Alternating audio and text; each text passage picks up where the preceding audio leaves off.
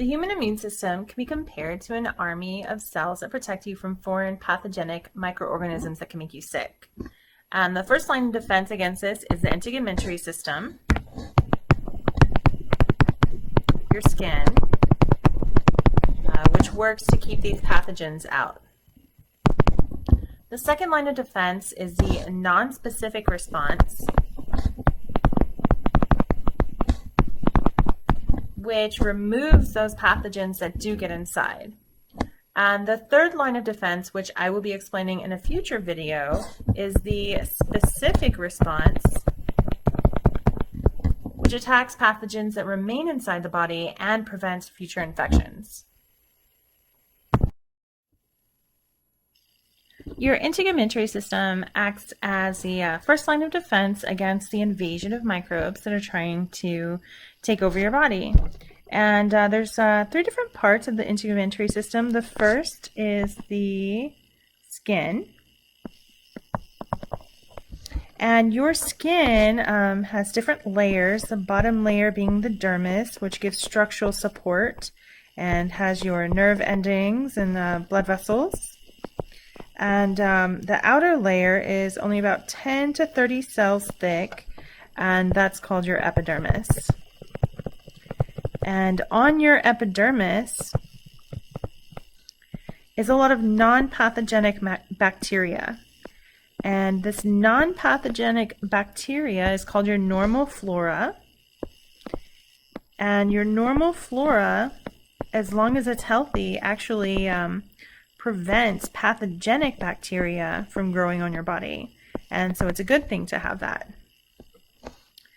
The other part of your integumentary system is your hair and your mucus. So unfortunately, your skin cannot cover 100% of your body. And so any of the openings in your digestive tract, your respiratory tract, or your urogenital tract, you're going to have hair and mucus to try and catch the bacteria that get inside, maybe through dirt and dust particles.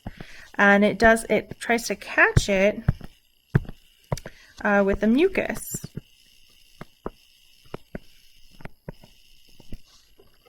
And once it has been caught, little tiny hairs called cilia work to push that bacteria out of the body.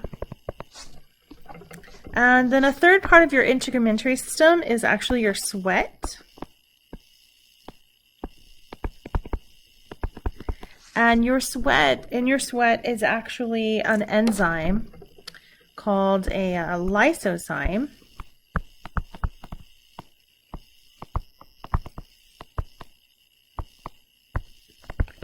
And your lysozyme can actually digest bacteria cell walls.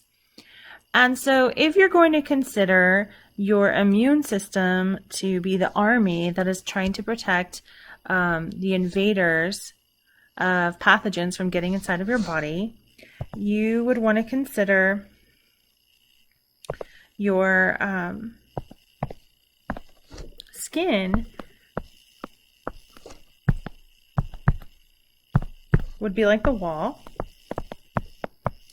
trying to keep things out. Your hair and your mucus would be like the border patrol. If things do get past the wall, the border patrol is going to try and expel it. And because the sweat attacks the bacteria directly, I would consider that maybe weapons that would try and take out the bacteria's defenses.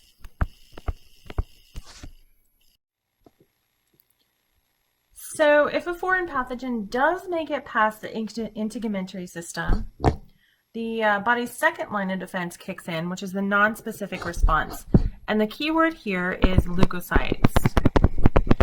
And leukocytes are basically just white blood cells, different kinds of white blood cells. The first is the neutrophils.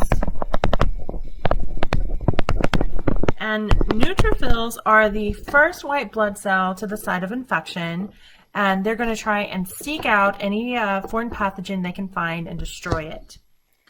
Another kind of white blood cell is produced by a cell called monocytes, which gives rise to macrophages.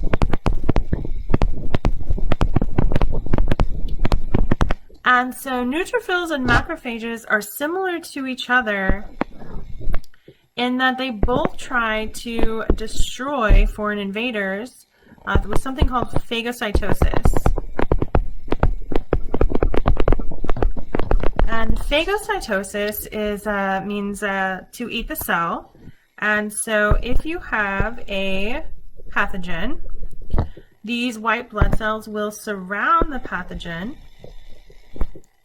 and they will engulf it. And when it does so, this structure right here is considered to be a phagosome. And it fuses with another organelle that you have in these white blood cells called a lysosome. And a lysosome produces enzymes that digest the invader or the bacteria inside the phagosome.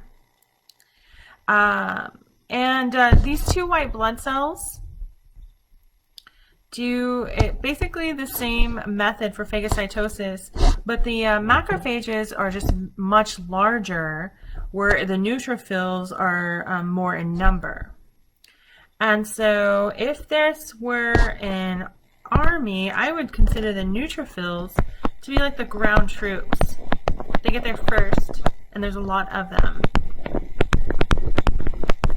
And the macrophages would be like the army tanks. Not as many, but they cause a lot of damage. The other way that these two white blood cells attack invaders is through the production of free radical oxygen.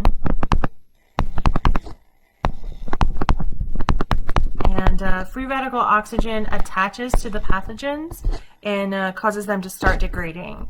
And neutrophils produce a lot more of the free radical oxygen than the macrophages. So another type of white blood cell involved in the non-specific response is they are called the natural killer cells.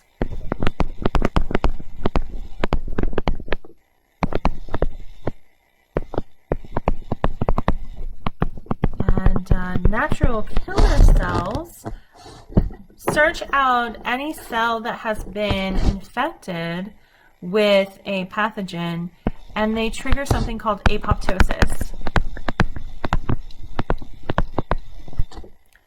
And what apoptosis is programmed cell death, and so they will find an infected cell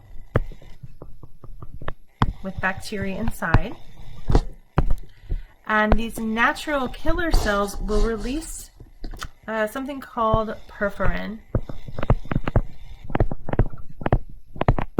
And what perforin does is it basically makes a pore, an opening in the cell membrane of that infected cell.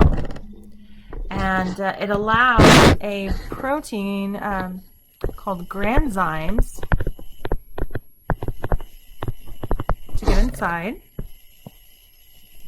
which activate something called caspase enzymes.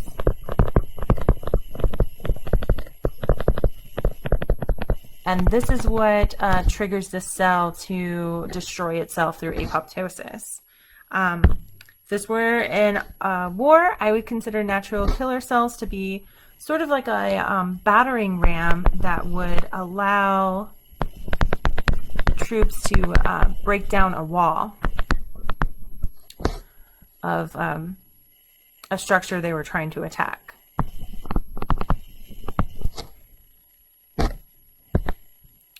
So there's a couple of other white blood cells to know about. You have eosinophils,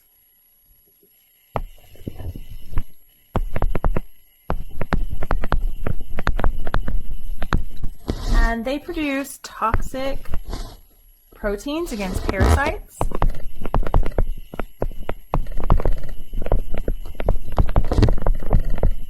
And so if this were a war, I would maybe consider them the army medics, or maybe the antibacteria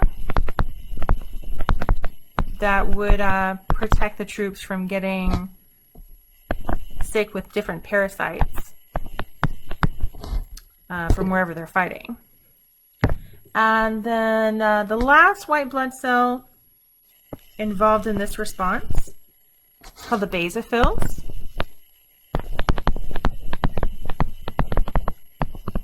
And they are the cell responsible from triggering inflammation,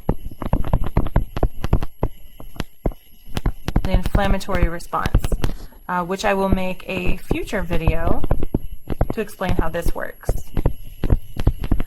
If this were a war, I would consider the basophils to be maybe the media, because you know, they're trying to help, but they usually just